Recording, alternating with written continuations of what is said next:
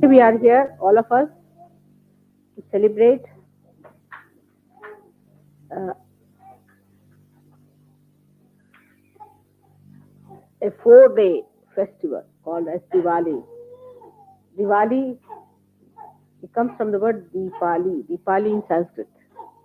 The word Deepa means the light, and Ali means the line, the rose. Now, there are many things that have happened during these 4 days, and that's how it is celebrated uh, with such a great enthusiasm. The first thing is the day of the Lakshmi's birth. That is the 13th day of the moon, day as they call it. Is the real day when Lakshmi was born out of the sea.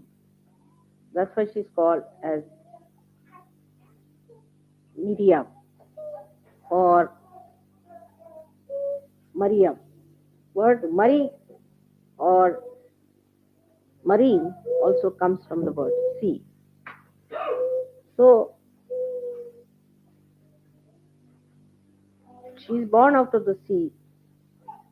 She's created out of the sea. And the wealth of the sea so far, thank God, human beings have not yet exploited. But they may one day start doing that also. And a lot of wealth is still there. So when people start getting worried about exhausting the Mother Earth, you must know that sea is much more than the earth is. So nothing is exhausted.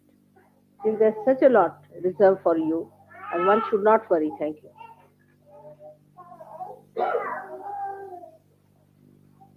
As to the supply of wealth that can come from the sea. Now, this Lakshmi is the goddess who stands on the lotus.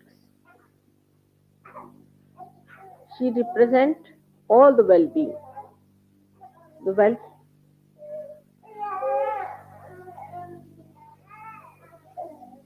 the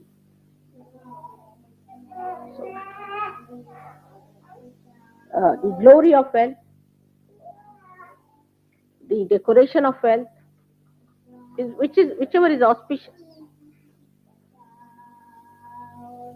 Whatever is not auspicious is not wealth, according to Sahaja Yoga or according to any scripture. It is not wealth at all. So she is a lady who stands on a lotus, showing that a person who has got wealth has to be a person who doesn't assert his pressures on people, who doesn't push people around, who doesn't pressurize.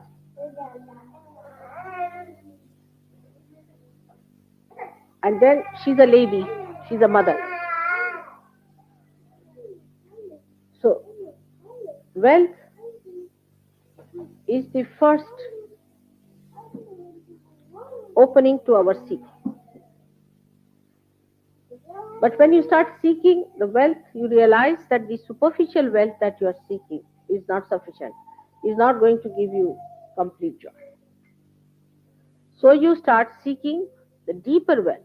As I said that on the Mother Earth, you have exploited all that is possible. Still there, deep down in the sea, a lot of wealth still there. So then the seeking moves towards the deeper seeking. So the same Lakshmi becomes Mahalakshmi. When you start expanding yourself to higher and deeper valuable things, then this Lakshmi doesn't lure you much. She's just there for your glory, but not for your satisfaction. The wealth is there for distribution. You enjoy there's no word for dan, I think. Huh? Oh, generosity. But generosity is different. But what I'm saying, generous, generous fondness.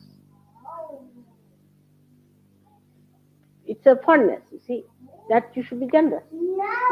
Sometimes is a very great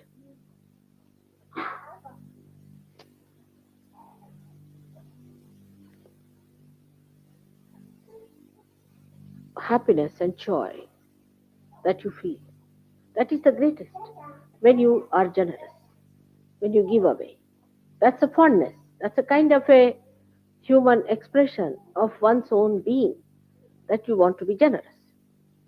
And this generosity only can come when Mahalakshmi principle is born in you. But at Lakshmi principle also, she stands like this. Her hand is like this, as giving. And the another is like this. So miserliness is not a sign of wealth. I mean, if you are miserly, that means you are not wealthy. If you are really wealthy, will you be miserly? A simple quick question is there. That means if you are really wealthy, you will just give away. If you cannot give away, then you are poor. You are a beggar. You are still hankering after that. That means you are still a beggar. You are hankering for it. So this left hand she is giving all the time. With the right hand she protects people. She gives protection to people. The wealth must give protection to people in the way it must look after the well-being of others, not your own self-indulgence, like having all the best things to yourself while others are starving. That's not a sign of a wealthy man. A wealthy man is a person who knows that unless and until he shares his things with others, he is not going to be happy ultimately. For the time being, he may be. People live with imbalances, they live with wrong ideas. But ultimately, they have to correct it. If they do not correct this, there are problems. Then there's upheaval, lots of changes come in. People start seeing that, oh, this doesn't work out, that doesn't work out. The children run away from the houses, the family goes into problems, all sorts of things happen. And then they realize this is the reason. I've been very miserly. I have not been generous. I have not been using money for the sake of others. Now, after coming to Sahaja Yoga, you become a divine person. Definitely, you become divine. You are now a divine personality. You are not a human personality. So you have to give up all that is human within you. Then only you will be fully divine. But it's very difficult. That's the problem is that it is very difficult to really accept that you are divine and that you have to take divine policies and divine attitudes and divine temperament. Now the divine temperament is generous. It is not bothered as to what happens next. It's not bothered because it is connected with the source. If you give one, you will get 100. It is sure about it. And to a divine person, worldly things have no meaning if they cannot give pleasures to others. A person who is very self indulgent, always bothered about himself, is not a divine person at all. In no way he is divine. It's very common, it's human. Everybody does that. Everybody is self preserving. But after Sahaja Yoga, you do not start all this nonsense again. You give it up. And who looks after you? Who looks after your self preservation? Is God Almighty. You are now completely dedicated to Him and He looks after you. You don't have to worry as to how to look after yourself, how to do this, how to do that. It is His worry. The more you go on worrying about yourself, the worse it will. The moment you give it up, it is looked after. Many Sahaja Yogis must have experienced in their lifetime that when they try to give it up, they get all the help from God. But whenever they try to assert and worry about their well-being and things like that, then there is a problem. We don't know from where the help comes. Now, we have had so many examples, so many so-called miracles, where people wanted to do something and suddenly they got the money from somewhere they least expected. So, for a divine person, the attitude should be of giving and of protection. Protect. Now we are very good at protecting our bhoots and protecting others who have bhoots. You see, the sympathies always go to bhoots because they have a way of creating a sympathetic attitude in your heart. So you start looking after that person because that person looks so much miserable. You see. You have to protect the saints. You have to protect the principle of God, the divinity in others, and not the bhoots. You are not here to care for all the bhoots of the world. So the idea of Lakshmi must be understood in a proper way. In Sahaja Yoga, it's a very different thing from all other people know about, like charity. Like people say now we must have be charitable, start a charitable organization in that you look after this kind of people, that kind of people. You are not bothered. You are not, that's not you are given realization for, to look after every sort of a person. You are here to look after all the saints and all born realized children. And you are not to bother about people who do not matter to God and divine. When they come to realization, if they get realization, if they become saints, all right. But you don't worry about every Dick, Tom, and Harry on the street. Oh, mother, he's so miserable, and this and that. So the charity must be understood in a divine light. And the divine light will give you discretion to understand whom to be charitable. You have to be charitable to your brothers and sisters. You have to be kind to them. Now you will say, what about worrying about mother people who are starving, who are this? That's not your headache. Why should you do their jobs? We are all good at doing others' jobs. For example, you are driving in the car. Oh, look at this. There should have been this properly done, that they should have done properly. But that's not your job. Why should you waste your energy in finding out what the others should have done it? You should do what you have to do. And don't waste your energy in these things. See, all these charitable institutions, I have seen those people who work there are very difficult for realization. This is the proof of the pudding. Because to whom to do the charity? If there is no other person, you do not do charity to anyone. I mean, sitting down here, I can do charities to people so called. Which are not charities, they are part and parcel of my being. I just do it because they are part and parcel of my being. I don't have to go all out to sacrifice something to do charity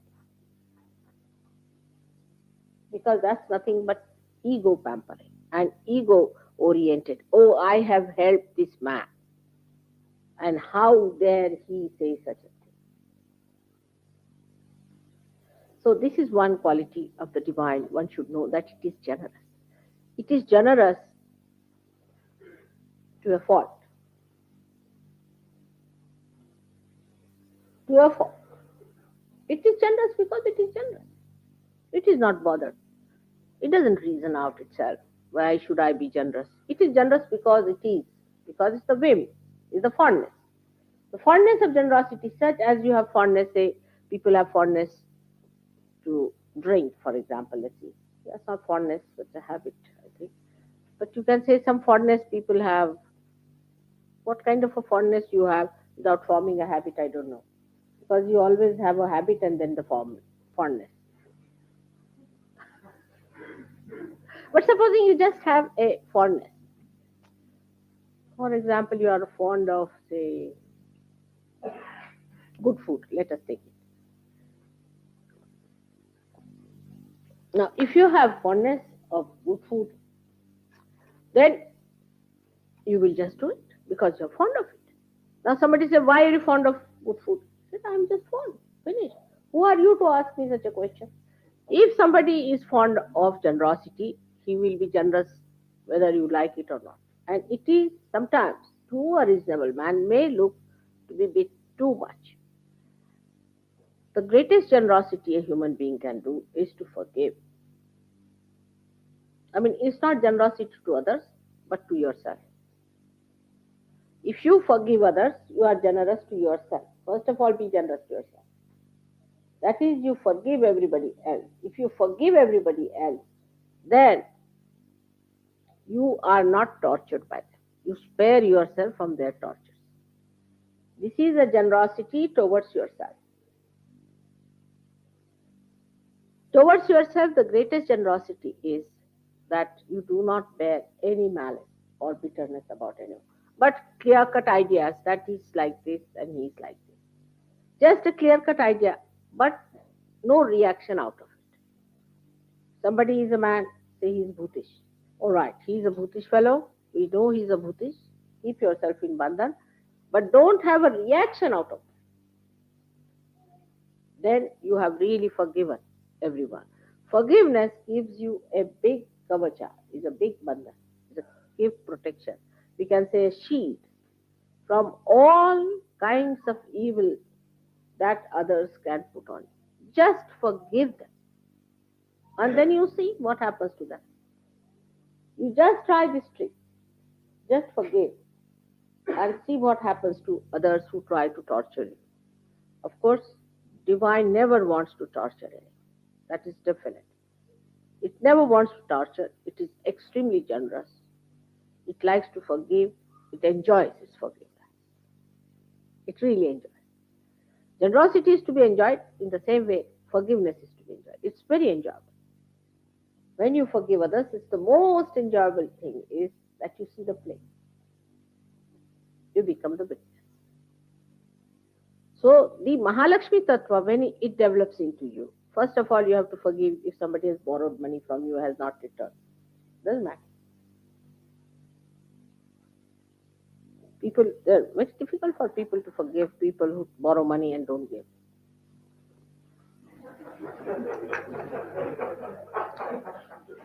And beyond that, it's also another problem that if you lend some money to somebody, then run away from that person. Because even to give is easier, but take is even worse.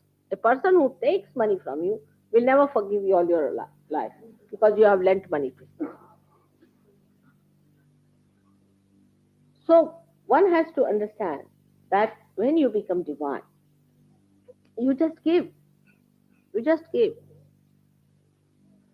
This is Mahalakshmi Tattva. Mahalakshmi Tattva is that you give. Don't worry about what is the result, how others react to it, what happens to it, what is the ultimate result. and what you achieve out of it and how the person has taken. Just give. That is Mahalakshmi Tattva. But when I say give, also we must use discretion. That is the part we always forget. You see, Sahaja Yoga must teach you discretion. That is the divine thing. Divine is the most discreet thing. Now, when I say give, I know people will just start running on the street, finding out somebody where you can give.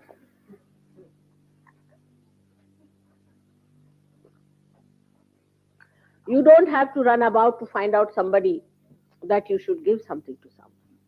No need. It's just flowing. It's just flowing. Wherever the chance is, just try to give material things, something kind words, sweetness, comfort, but never give one thing, which I sometimes do by mistake. Never give advice.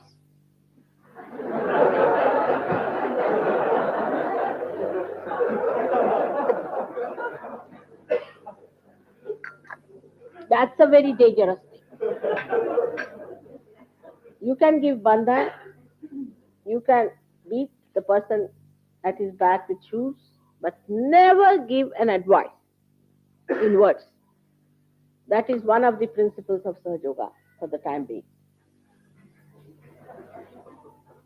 Because giving advice, you know what it means. You may have a boxed nose or something. It's a very dangerous thing. So best is on that part, I would say, as advice is concerned. You have so many ways and methods of handling a situation. So better not speak about it, just handle it in complete silence. Whatever you have to do about a person, just handle him without talking to that person. The more you try to convince the person, the worse he will get. Because they are not divine. They haven't reached that divinity. It's a special. They are special type of people. You see, you cannot become divine. And you do not break your necks with them. Also, don't give advice to other surgeons. Everybody at this stage thinks that they know all about surgery. It's all right, good idea. Very good idea. But never try to tell them what they should do, what is good for them, unless and until they come and ask. Now, this Mahalakshmi Tattva, when it grows into collectivity, what happens? That you learn that you have to just give and you don't worry about the receiving. As Krishna has said, Karmanyeva adhikaraste paleshu ma kadachi. Our job is to do the karmas and we are not to worry about the phala. Just try to give whatever is possible to everyone, vibrations, realization. I know it is wasted so many times. You give realizations is wasted. It's like, you see, the seeds that are thrown on the rocks. Yes, I know it is. So many times I've wasted thousands of them. But doesn't matter, you give them. It is not you're giving them for their sake, but for your sake. It is for your satisfaction. You are doing it. For your fondness, you are doing it. So just try to give realization to everyone, anyone who asks for it. But as Christ has rightly said, that don't throw pearls before the swine. I mean, I shouldn't use this word today on such an auspicious day, but doesn't matter. So this he has said it. Now, this kind of people, who are they? They are the people who don't discern. So there is no need to give realization to every person you come across. Talk to everyone. Gradually, you will meet such people who will ask for Sahaja Yoga for realization and give it to them. Gradually, those pigs, or what you call them, whatever Christ has called them, they will evolve, I'm sure, one day, and they'll come to. So, let us start on the first level, where there are genuine seekers of a high level. And you'll be amazed how they are sorted. You see, there isn't much space in the kingdom of God, to be very frank. And we should not worry if we don't have many people over there. For us, it is a responsibility we must have. All the population of this world going up there is wrong idea. That's not needed at all. See, we should not crowd them there. Here only we can't sit all of us. You see, we'll have to have a bigger place.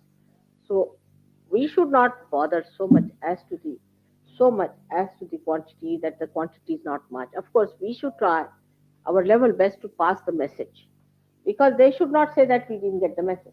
Pass the message is all right, but we need not in any way force people or ask them to come to Saj Yoga or make them Saj Yogis. It's a difficult. The more you try, the worse they will be. They'll be so troublesome that is going to be an impossible task. So, in your generosity, you must have discretion how far to go with people, how far to work it out. This is the Mahalakshmi Tattva which comes to you as a result of Sri Ganesha, who blesses you with wisdom as to how to be generous, where to give, what to give. The discretion starts working. You don't have to think about it, it just works out. It just works out. Discretion in Sahaja Yoga doesn't mean at all thinking or rationally coming to a conclusion, but it means that it just works out that way, in the sense that you feel it in your vibratory awareness.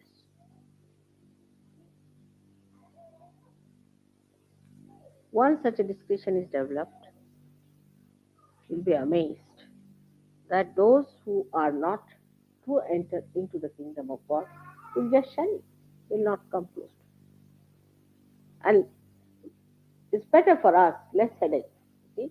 Because they think that we need them, while they don't know they need realization, not we. We have got our realization.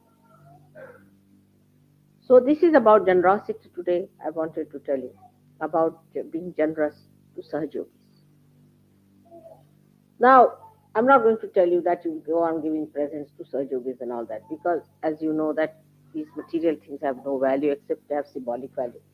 And symbolically, if you work for them, and if symbolically if you try to uh, express yourself, it is going to work out much better than in material way, that it should be so expensive, it should be so much. That's not good. Symbolically, you should work out material gifts and things among yourselves.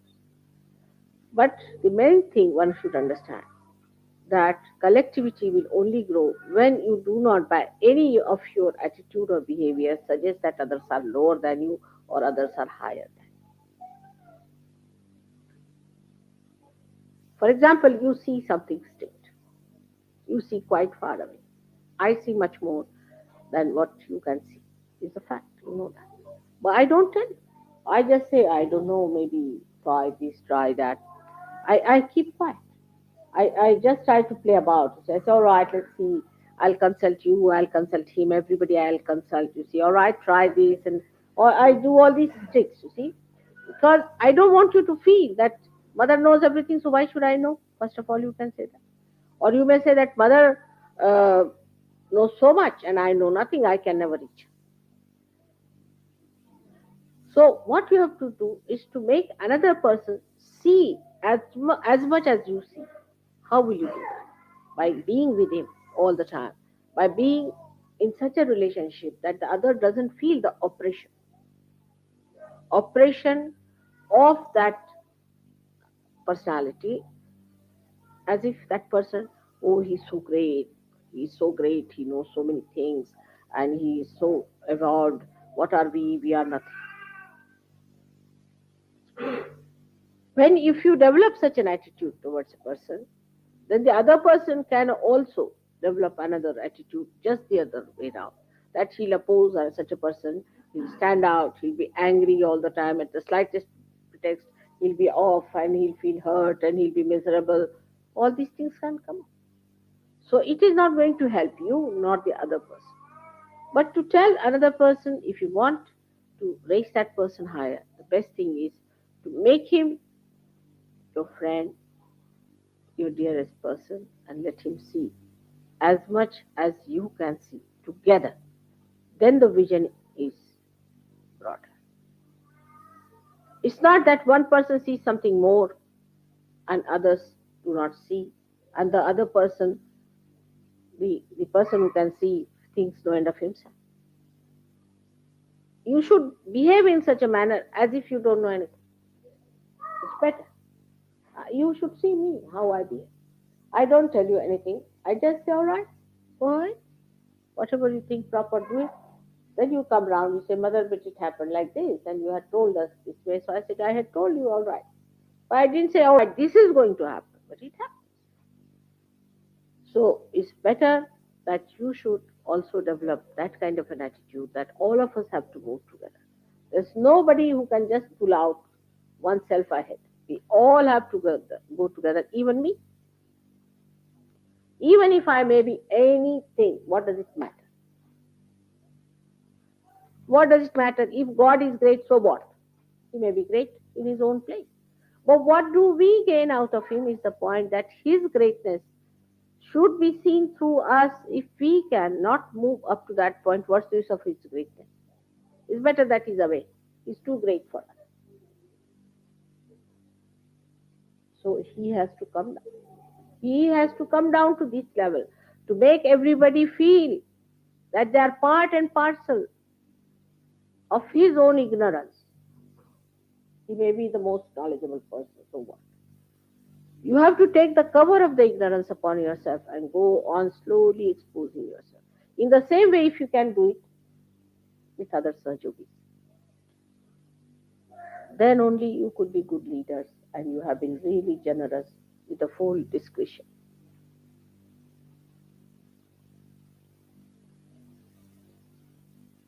So today's day is, as I told you, the 13th day is the goddess.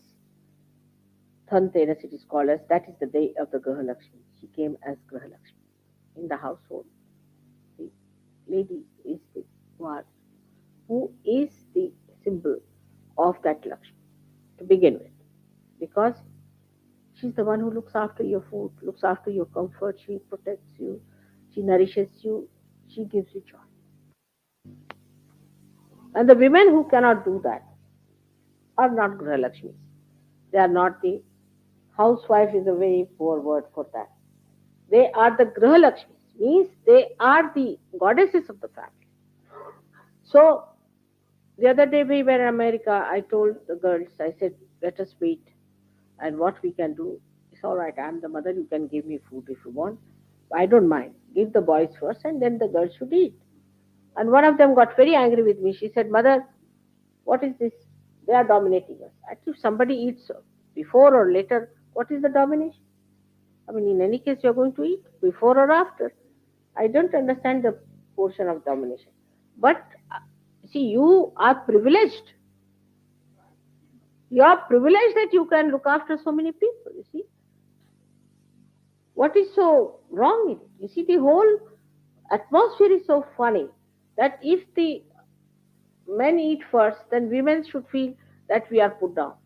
It's absurd because it's a privilege. You are like a mother. You are the person who has to look after them. You have to feed them. It's a privilege that a Graha Lakshmi should do that, look after everybody, give them food to eat, and treat them just uh, like their prodigies, I can say, something like that. It's such a privilege. Is a sign of complete maturity. Even little girls you have seen, if they are brought up properly, you see, otherwise they can be horrified. But normally little girls are very generous, more generous than men are, and they are very, you see, uh, always try to make you very happy. So they have great sense. If somebody's sitting down, they'll come and give you food and look after you. And I mean, I have seen my all three grandchildren daughters do that. You see, even once a washerwoman came in the house, they said, you must sit on the sofa. I said, but no, I can't. I can't sit on the sofa. No, you must sit on the sofa. They opened the fan for her and they brought all the things that were in the kitchen for her to eat. Now, and they brought some plate and this and that. And the elder one, She told me, I told her, what do you want to be? She said, I can only be a nurse or a uh, air hostess. I said, why? Air hostess and nurse, why? 'Cause these are the only two professions where one can give, isn't it, food? Otherwise, it's a privilege. Other professions, you can't do this great job, this noble job, you see, this of giving food. So that's why I want to be either the nurse or the air hostess. And they play. I have seen these girls play. Now I am the air hostess. Now you must eat this. They bring food in small little things. You see, they make their own things. Now I'm the air hostess and they bring it. Now there may not be any food in it. See, maybe some stones they have put or whatever. You must eat. You must look after yourself. You're thinning down. You better like that. You see, so sweet. And then they'll bring some pillows. Now you must lie down. Like air hostesses are working. You see. Are you feeling cold? Would like to have a blanket or something? I said, what game is this? Then we are air hostesses. It's such a privilege, an innocent privilege. And that's what, if we develop this nonsense of a rights that we are higher, they are lower, all this nonsense will go away. Who is higher and lower? See, like some here are here and some are here. Are they higher or lower? You can't do without this or this. It is an absurd idea that have come into our heads that we are higher, lower. So, a Graha Lakshmi is the one who has to be a noble woman, has to be an example in the family. Like a housewife herself is a drunkard, marries 10 times. What will happen to her children? Just think of it. Such a woman. A woman who has no sense of chastity, no sense of auspiciousness, no sense of protection for them. What can she talk? Who is she? What does it matter? What comfort can anybody give to a housewife? She is the one who is the source of comfort. What comfort can you give her? To her, the greatest comfort is that you eat your food properly, you sleep well. That is the greatest comfort. So this is what one has to know, that a Graha Lakshmi is the woman in the family. She is the Graha Lakshmi. But the man should not be a wolf also. A Graha Lakshmi cannot marry a wolf. You must understand. If the man is a wolf, then he doesn't deserve to have a Graha Lakshmi, but he can have a she wolf as his wife. That's a good idea. Then they can fight, quarrel, have all kinds of divorces. But it's the responsibility of the Graha Lakshmi to begin with, I must say. To keep the balance, it is her duty. It is not the duty of the other people in the family. It is she who keeps. She doesn't give up at any cost. Of course, if he's a wolf, all right, he can go to the forest. He's not bothered. But the men must understand the more you start respecting the housewives, the Graha Lakshmis in the family, the more there is respect, the more there will be settling of these women in their proper places, becoming proud of their houses and families and their own setup that they have put in. They'll feel they have a meaning and the whole society will change. But if the men run after dirty women and cheap and street women, then the same housewives can take to that. So that is very important, that they must be respected because they are Graha Lakshmi. That is one thing. The second thing is they are also Raja Lakshmi. Raja Lakshmis are the goddesses who are looking after the country. Like England has a Raja Lakshmi. Now, we can say the princess now is a Raja Lakshmi. She's a woman with dignity. She carries herself with that bashful sweetness and all that. She's a Raja Lakshmi. Our queen is very good too. But we can say other people in the same family are funny. They belong to royal family. They have got that strength of character to belong to that. They have all the privileges, but they think they have all the rights, but no duty. And as that, also the Raja Lakshmi can be very funny. Like In this country, there has been curses on curses because of seven uh, queens were murdered in this country. I can't think of any country where even one queen can be murdered by the queen. This country has a very funny curse of these seven women who were killed like this. I mean, what sort of women they must have been, what sort of queens they must have been. I mean, there is so nothing of a Rajalakshmi. A Rajalakshmi is a dignified woman. She is the one who is the glory of the country. She has to be a glorious woman. She has to be a woman with all the attributes of a queen, and that is the Rajalakshmi. Is the queen or the goddess?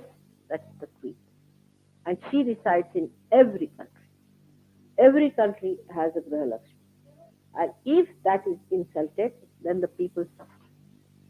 They will suffer in so many ways, like they will have money problems, they'll have financial problems, they'll have also problems of society, all kinds, because whatever the queen does, whatever the king does, it is done by others, but especially the queen. Most of the fashions, say, in England have come because the queen started.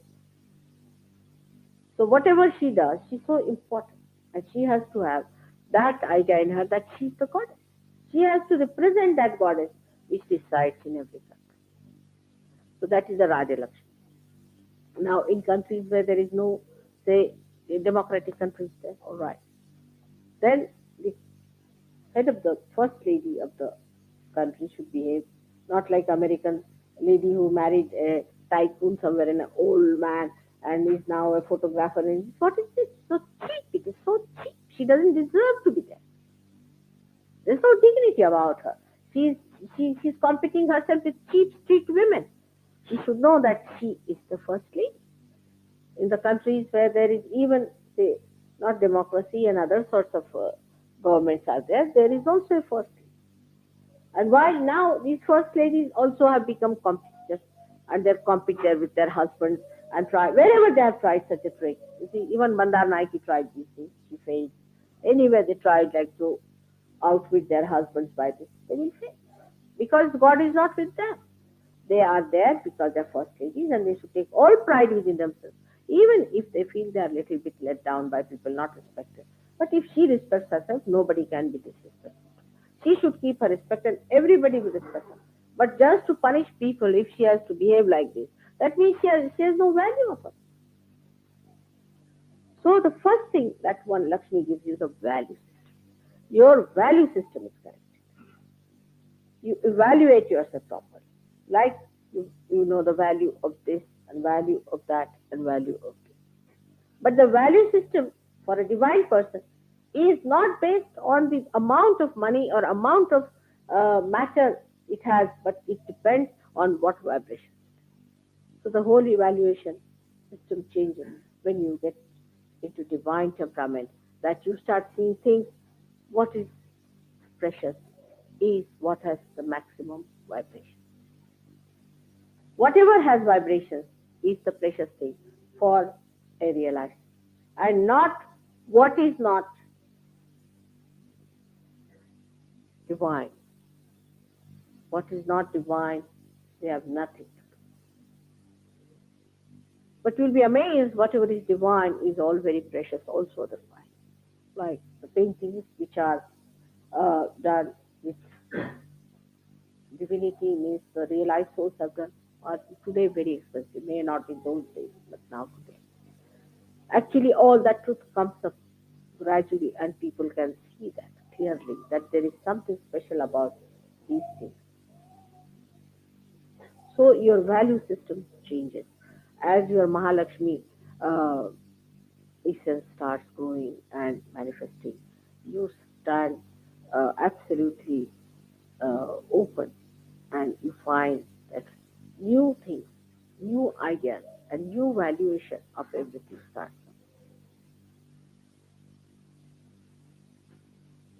Once this happens to you, know that you are growing. You must know how to judge whether you are growing or not. And that is how you will know that you are growing in the right direction if your value system is it?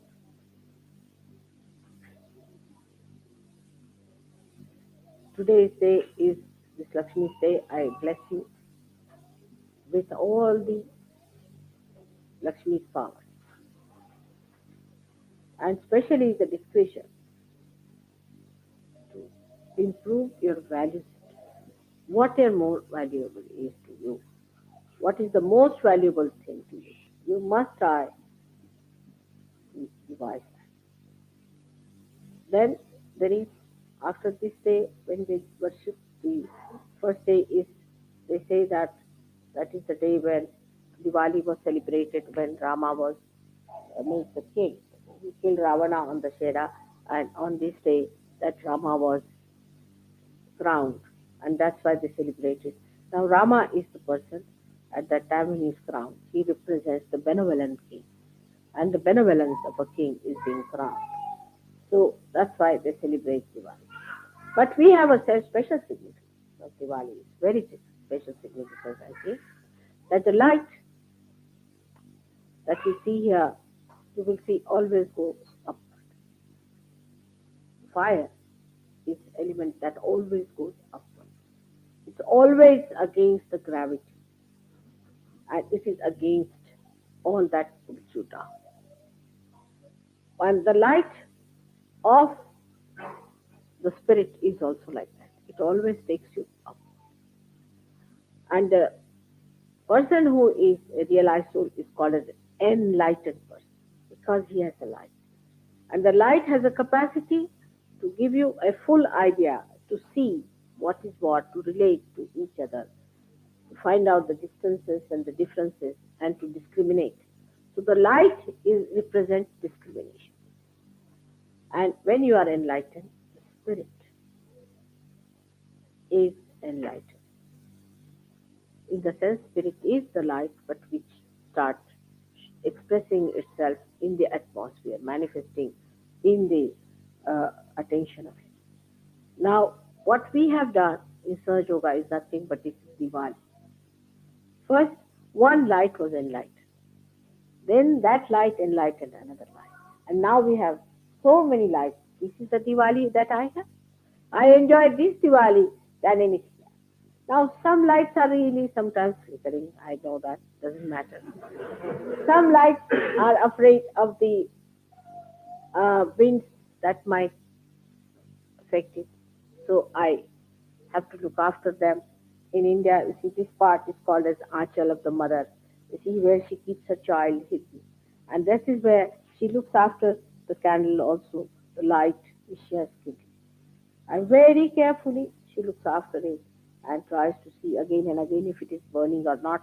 And then she is sure that it is burning nicely. Then she puts it on a higher place where it burns, not for itself but for others. It enlightens others and enlightens the paths of the people who are going in the darkness. So for us, Sahaj Yoga today is a Mahayoga because it is a Deepavali. It's not only one Deepa of your mother burning, but it's so many lights all over the world. You know, they have taken their lights and they are burning. Even small children are giving realization. It has spread to the villages now, and it's spreading slowly as the Diwali. And every day we celebrate Diwali, we have more and more lights, and I'm sure these lights are going to. Those people who still have flickering lights have problems. They always have problems, and they must know that their light is to be brought in properly into proper shape. They must put all attention to put their lights in order. If your lights are ordered, there cannot be a problem. There cannot be a problem. So the correction is also a divine quality in you. We should work inward by which you correct yourself. The other day I was explaining how you don't have to think. It's very simple. It's a machinery which is a divine machinery which you have found out now within yourself. Now, at this time when you have got a machinery, you don't have to think about it. Because the machinery that is divine is just like any other machinery. For example, you know the machinery of the car. You don't have to think. You don't think I have to put a brake. You just put it. When you are a master driver, you just do it. You don't think. Do you think? If you start thinking, you'll kill so many people by that thinking. So in the same way, if you have mastered this machinery, if you know which one to move, how to work it out, if you have mastered it, you don't think about it. You just work. And that is what it is. We have to understand that after developing Mahalakshmi Tattva, which is the main tattva, which is the evolutionary principle by which you have evolved, is the ultimate, the Sushumna, the central part, which is the most important.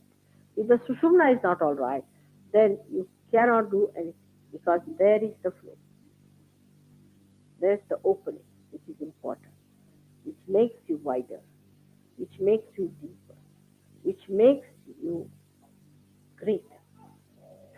That is the part of Sushumna, which must be always kept open.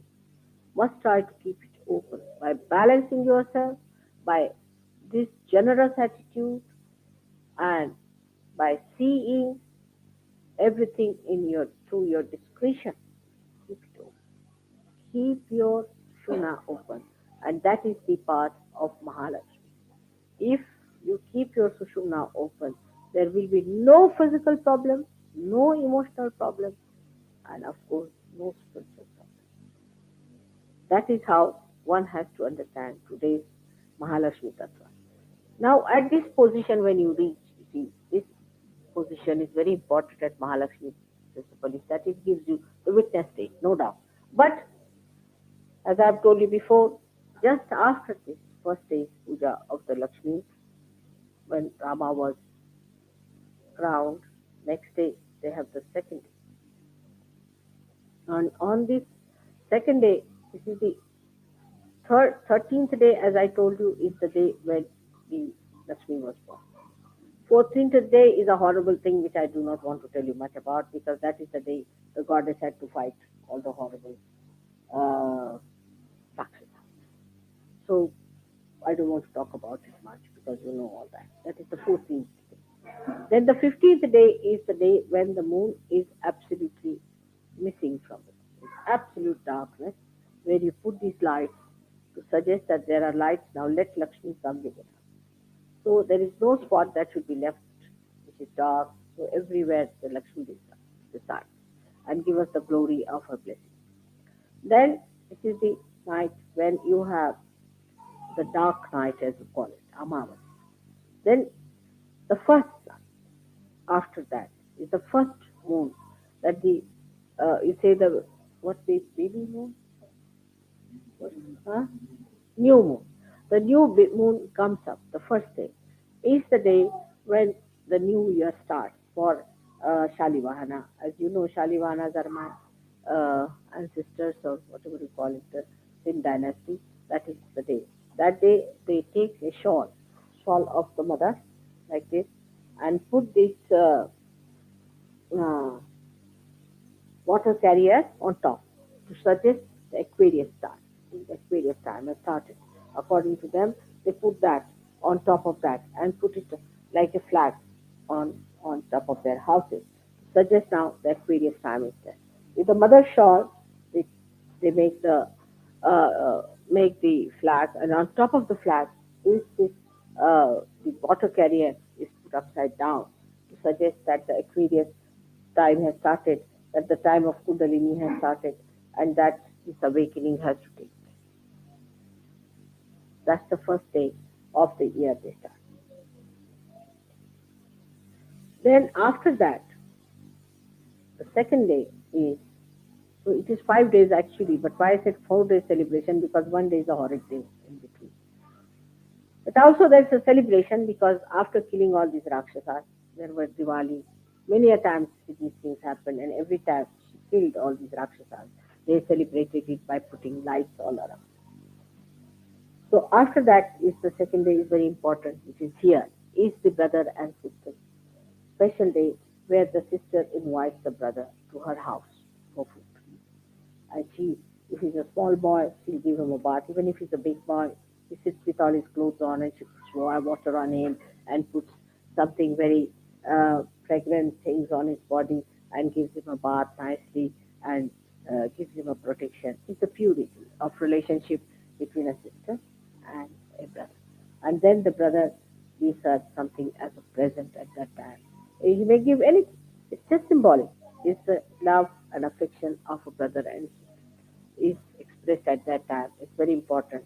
And then the sister, she actually gives him a bandhan with actual light, which is called as the arti they do for the brother. And that's how they try to give a big protection to them.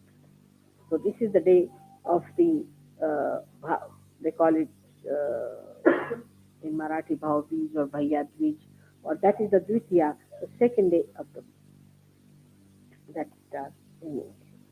Now, it has a significance because it is very important that our relationship as a brother and a sister must be strengthened, must be purified, must be looked after. In India, even if somebody calls you a sister or a brother, then he's a sister and a brother. It's a very difficult situation.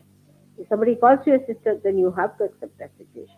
And if you accept that situation all your life, you have to carry on that relationship of that nobility. Whether he may be your brother or not, doesn't matter. He may be your sister, she may be your sister or not, does not matter.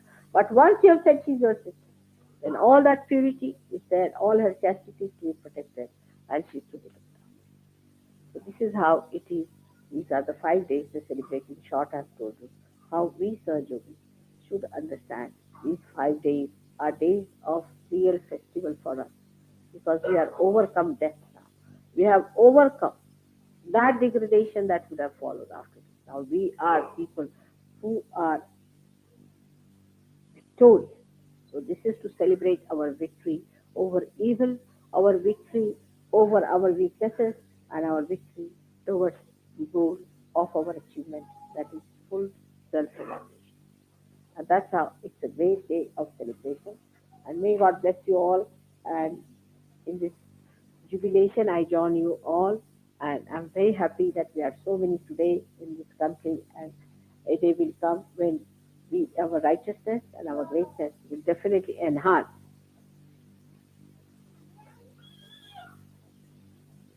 the path of darkness with its light and improve the conditions to such an extent that people won't believe that they were living in this wretched world and today they are in such a great place. They won't believe. It will happen. As it has happened within yourself, it will happen without. And that's what is the day I'm waiting for when such things will happen. And all these things we are doing here, leading a very righteous and a good life now, with forgiveness for others and with all the generosity, it will become a universal theme for people. And when this will become a universal happening, and when people will universally accept Saj Yoga, then will be the real day of Diwali celebration. May God bless. So I must say for Christmas I won't be here. I'll be in India. It's nice way, because I'll escape all your presents.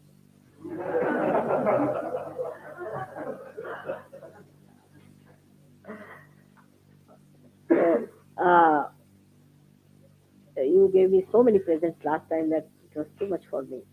Of course, if you say that I gave you because that's of course is nothing great because see, if you give to one person, it is too much to carry. You have to have a shipload. And if one person gives to so many, it's not such a difficult thing, is it? But if everybody gives to one person, it's too much. And if one person gives to many, it's very good because the load is lessened on everyone and also shared, you see, of that one person. So my giving was a better thing than your giving to me because I was really thinking of taking a ship, see, put all the nice presents you gave me.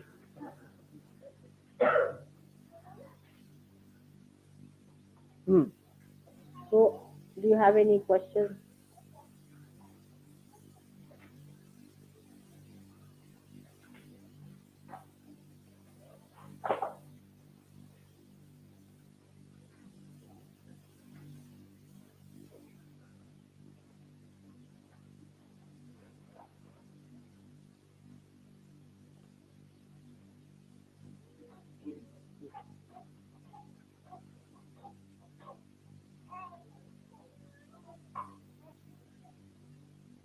So now, मेरे साथ शायद हाथ ही धो दे तो हो जाएगा. Just this is your ring. Maybe it's this one. Okay. Very stay half. Simon, come here.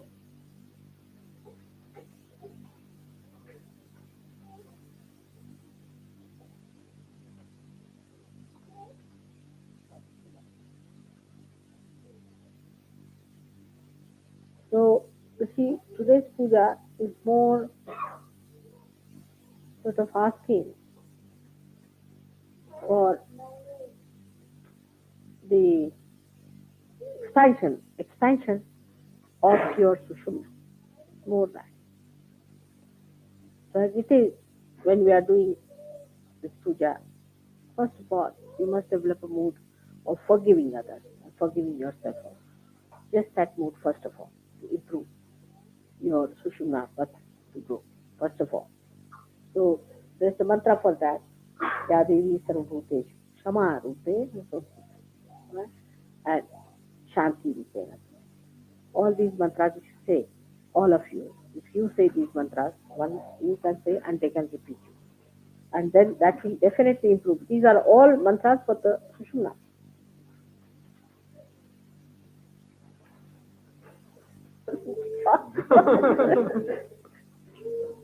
The Indians are that way very funny.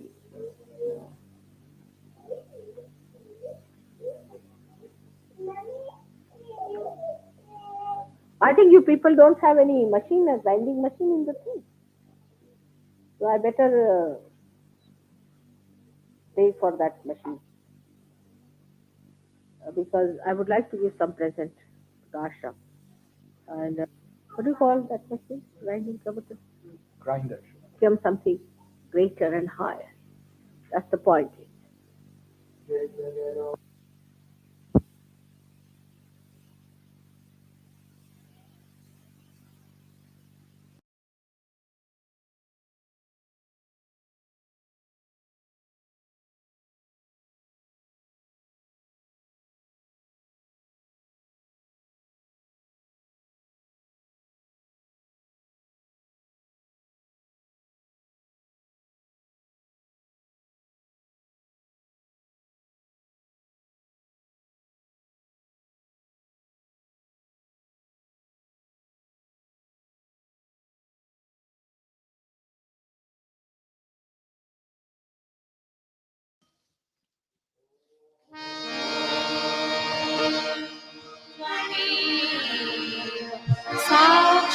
साक्षात्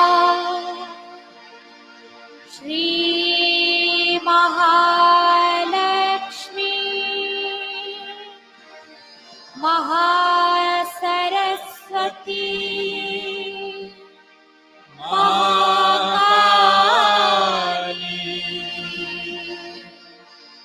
त्रिगुणात्मिका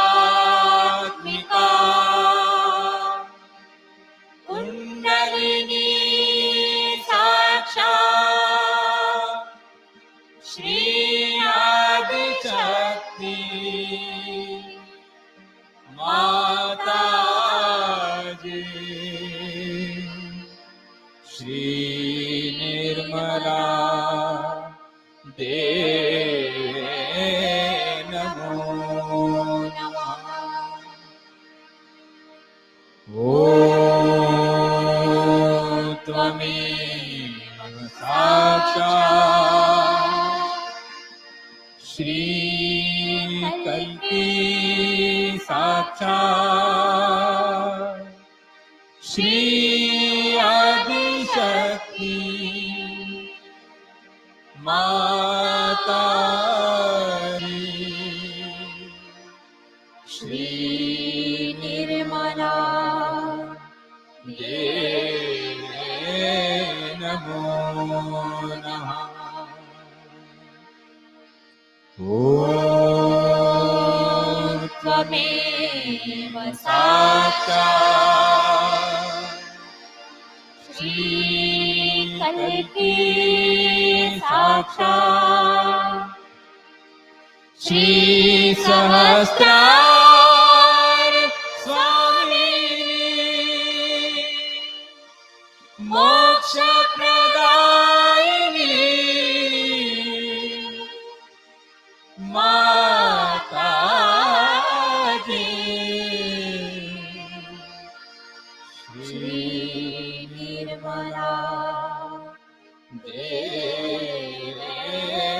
नमो नमः।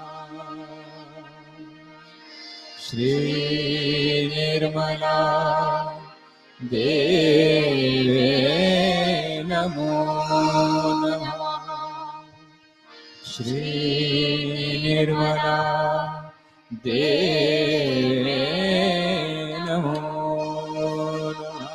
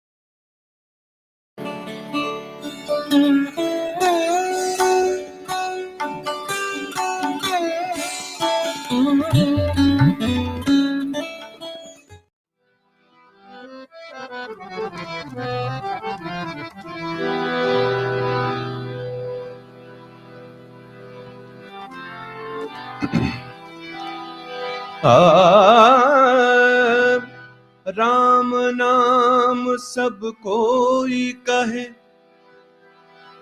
राम नाम सब कोई कहे, ठग ठाकुर अरु चोर।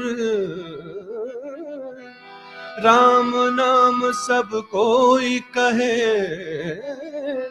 ठग ठाकुर अरु चोर। बिना प्रेम रीझे नहीं,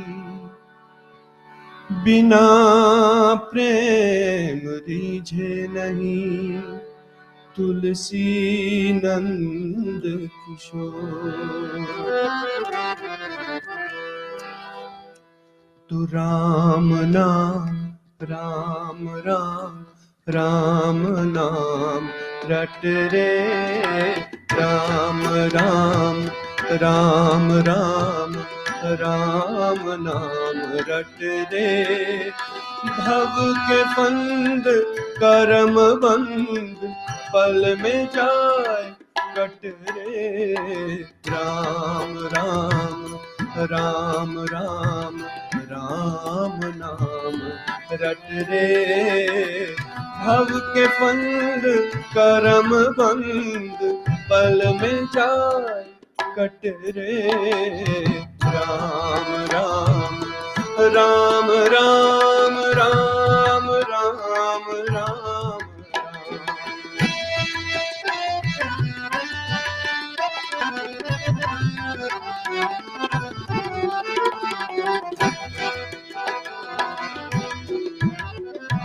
कुछ न संग लेके आए, कुछ न संग जाना, कुछ न संग लेके आए, कुछ न संग जाना। दूर का सफर है फिर से बोझ क्यों बढ़ाना बढ़ाना। दूर का सफर है फिर से बोझ क्यों बढ़ाना। मत बिखर इधर उधर,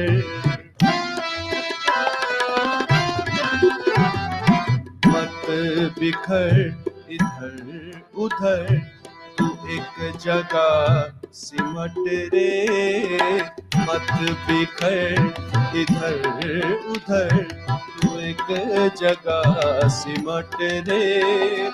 भव के फंद करम बंद पल में जाए कट रे। राम राम राम राम राम राम राम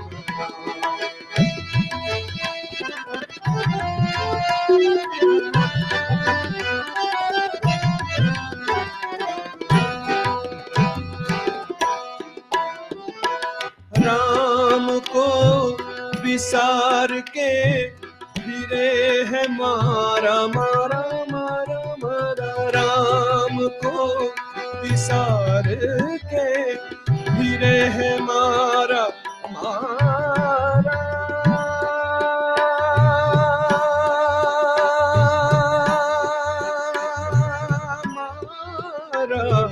राम को विसार के फिरे है मारा मारा मारा मारा। एक हाथ नाव राम दूजा है किनारा। राम की शरण में आ